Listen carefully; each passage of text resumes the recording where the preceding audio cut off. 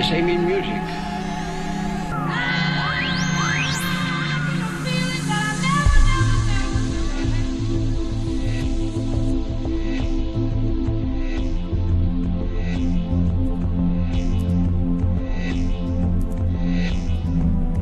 La coopération européenne est stratégiquement indispensable.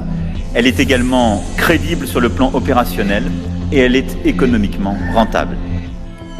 Alors oui, cela repose sur des défis nouveaux, qui nécessitent une réflexion de fond sur les besoins, les spécifications, une vision partagée, une volonté politique commune. Mais ce sont des défis qui valent la peine qu'on s'y engage.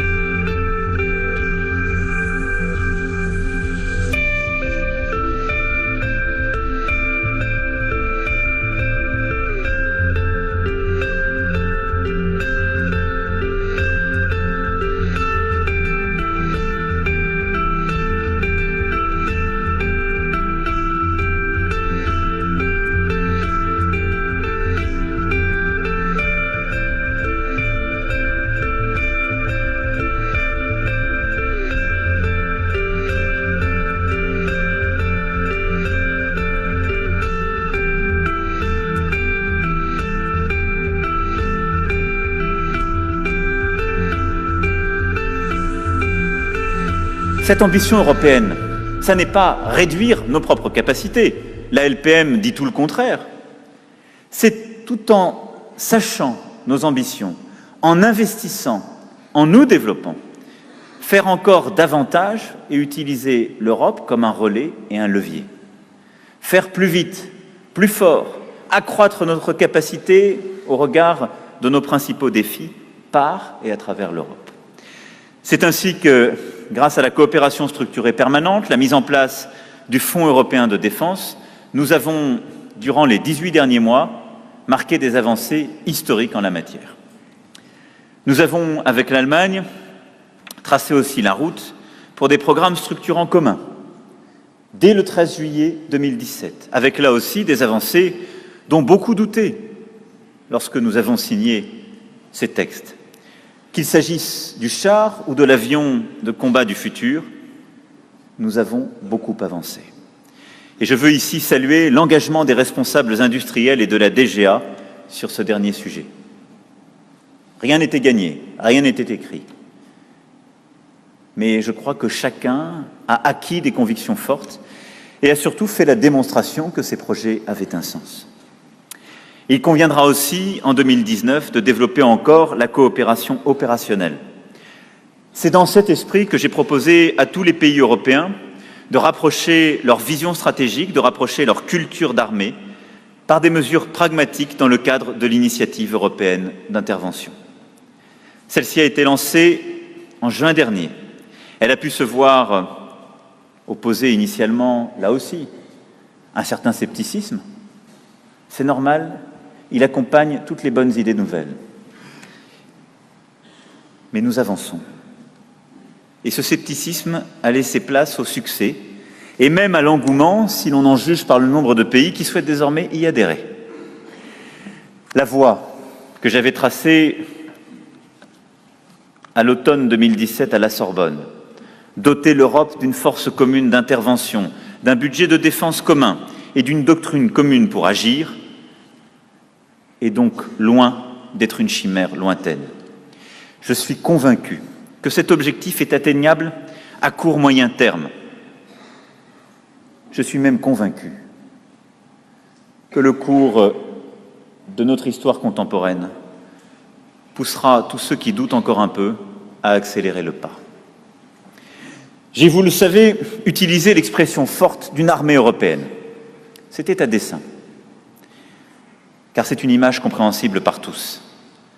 Il ne s'agit évidemment pas de mettre toutes les armées sous le même uniforme, mais bien de construire avec volontarisme une Europe qui protège ses concitoyens, une Europe fière de sa maîtrise technologique, une Europe maîtresse de son destin. C'est l'histoire de la nation française, c'est la force de ses armées. Alors, mesdames et messieurs, en vous présentant tous mes vœux pour cette année qui s'ouvre, je veux simplement vous redire, soyez fiers, fiers de servir la France. Soyez fiers comme le chef des armées est fier de vous. Soyez fiers comme le peuple français est fier de ses militaires. Parce que votre engagement épargne des vies, protège des populations entières, fait progresser chaque jour la justice, la liberté, la paix. Soyez fiers parce que vous êtes des exemples pour notre jeunesse. Nous aurons un général à mener dès cette année le début du service national universel. Des militaires l'ont inspiré. Et c'est un engagement qui touchera l'État tout entier, mais qui fera nation.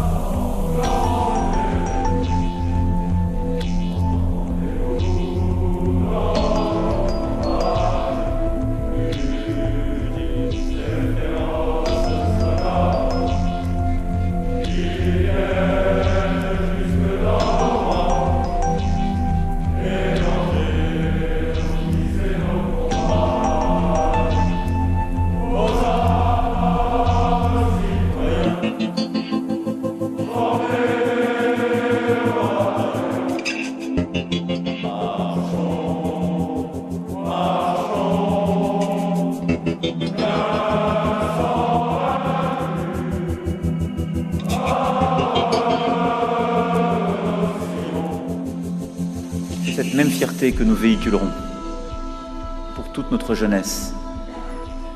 C'est cette même fabrique dans laquelle nous l'engagerons. Et là aussi, je compte beaucoup sur vous. Soyez fiers, comme je suis fier de vous.